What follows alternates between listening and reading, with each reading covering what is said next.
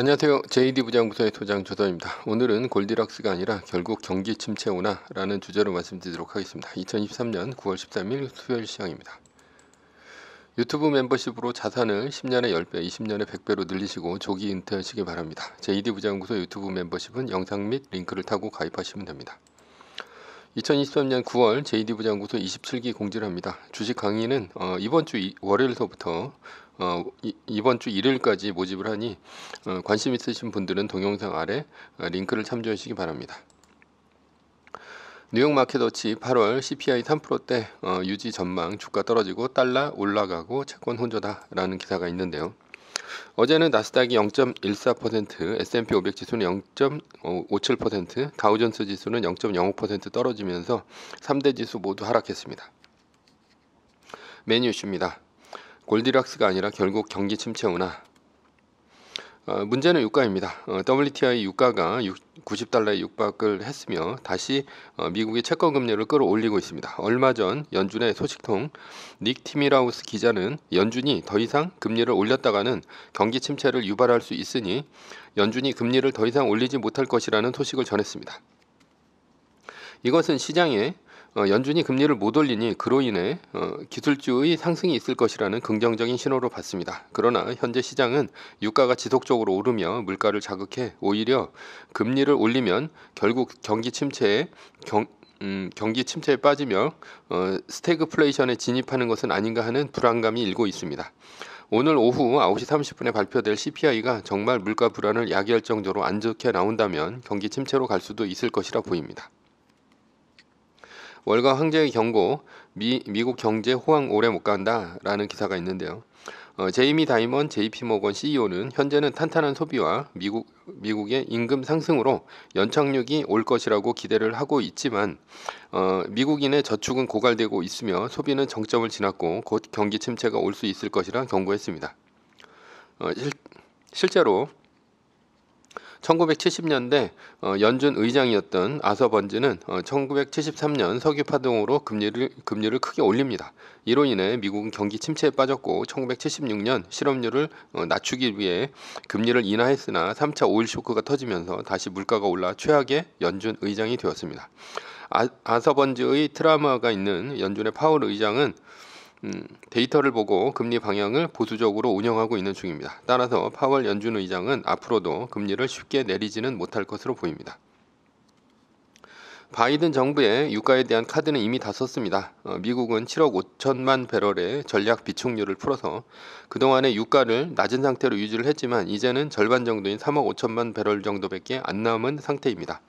미국의 셰일가스 업체들은 이미 트럼프 때보다 더 많은 셰일을 퍼내고 있지만 사우디와 러시아의 감산으로 국제유가는 치솟고 있습니다. 한국에 묶인 이란 돈 70억 불 풀어준다라는 기사가 있는데요. 미국은 결국 이란의 경제 제재 조치로 묶여있던 한국의 이란 원유 결제 대금 70억 달러를 이란에 돌려주기로 했습니다. 이것은 이란이나 베네수엘라의 경제 제재를 풀어 석유의 생산량을 늘려 국제 유가를 잡으려 하는 의도입니다. 그만큼 이란의 경제 제재를 풀어서라도 유가를 잡아야 할 만큼 미국의 입장이 절박하다는 얘기입니다.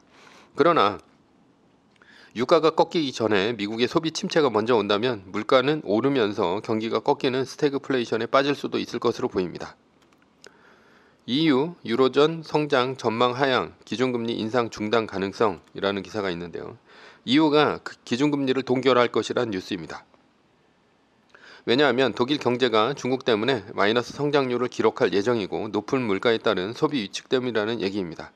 이 얘기는 EU는 이미 높은 금리가 소비 위축을 불러와 높은 물가와 함께 경기가 침체되는 스태그플레이션에 직면했다는 얘기입니다. 그래서 EU는 금리를 높이고 싶어도 못 올린다는 얘기죠. EU가 기준금리를 동결하면 유로화 가치는 떨어집니다. 결국 달러 가치가 올라갈 수밖에 없죠. 미국이 앞으로 EU처럼 될 것이라는 제이미 다이먼 회장은 경고를 한 것입니다. 경기가 온전한 미국의 소비와 고용으로 킹달러가 되자 위안화, 유로화, 엔화 등은 맥을 못 추고 있습니다. 이에 우에다 가지오 일본의 중앙은행 총재는 엔화 가치가 사상 최저치로 떨어지자 엔화를 방어하기 위해 YCC를 중단할 수도 있다고 시장 개입 발언을 했습니다. 인민은행 위안화 방어 총력전 중국도 위안화가 사상 최저치로 떨어지자 시장 개입에 나섰습니다. 그래서 어제 위안화와 원화가 반짝 동방 상승했지만 유가 상승이 지속되고 근본적으로 미국의 소비가 꺾이지 않는 한 킹달러는 한동안 더 이어질 것으로 보입니다. 유가 상승에 투심 떨어지고 오라클 쇼크에 놀랐다라는 기사가 있는데요. 어제는 오라클이 어닝 쇼크에 빠지면서 주가가 13.5%까지 떨어졌습니다. 클라우드 서비스 매출 부진 때문인데요. 이에 아마존은 1.31% 떨어졌고요. 알파벳은 1.15% 떨어졌고 마이크로소프트는 1.83% 떨어졌으며 이것은 클라우드 관련 주식이 일제히 하락한 결과를 낳았습니다. 애플은 아이폰 15 시리즈를 공개를 했지만 늘 그렇듯 신제품 발표 후에 애플의 주가는 1.71% 떨어지며 하락했습니다. 오라클 덕분에 애플과 마이크로소프트의 시총 1위 대결은 당분간 미뤄지게 되었습니다. 결론입니다. 오늘 CPI 결과와 관계없이 연준은 경기 침체를 두려워하고 있습니다. 그래서 9월과 11월에 FOMC에서 금리를 올리지는 못할 것으로 보입니다. 그러나 경기 침체 때문에 금리를 올리지 못한다는 것은 주가에 마냥 호재만은 아닙니다. 매뉴얼입니다. 세계 1등 주식은 전고점 대비 2.5% 떨어질 때마다 10%씩 팔면서 리밸런싱을 하다가 나스닥 마이너스 3%가 뜨면 말뚝을 박는 것입니다. 그러다 반등이 시작되면 V자 반등 리밸런싱을 하면 됩니다. 자세한 내용은 JD 부장구석 인강 사이트에서 강의를 들으시거나 동영상 밑에 리밸런싱 말뚝박기 댓글 링크를 참조하시기 바랍니다. 전제는 세계 1등 주식은 우상향합니다. 매뉴얼을 지키며 세계 1등에 투자하면 매년 25%의 복리로 10년간 10배, 20년간 100배로 자산을 불릴 수도 있습니다. 위의 상황은 매뉴얼일 뿐입니다. 이를 따르고 참고할 사람은 참고하시면 됩니다. 주식을 사고 파는 것에 대한 모든 책임과 이득은 본인에게 있습니다.